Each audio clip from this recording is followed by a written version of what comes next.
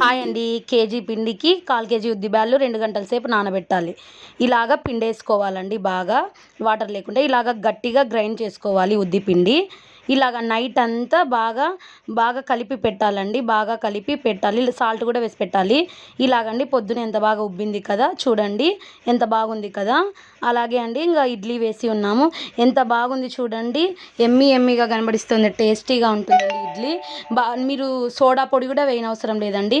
ఇలాగ రుబ్బుకుంటే కేజీకి 1/4 కేజీ ఉద్దిబ్యాళ్ళు. ఇలాగ చట్నీకి వేసుకుందామండి.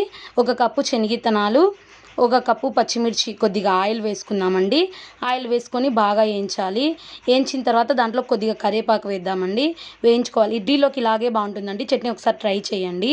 అలాగే కొన్ని పప్పులు వేయించాలి. ఇలాగండి ఒకసారి ఫస్ట్ శనగిత్తనాలు వేసుకొని బరకగా కొట్టాలి. అలాగా పచ్చిమిర్చి వేసుకోవాలన్నమాట. పచ్చిమిర్చి వేసుకొని తర్వాత పప్పులు, మీకు సాల్ట్ రుచికి తగినంత. ఇప్పుడు తిరువాత వేసుకుందాం ఫ్రెండ్స్.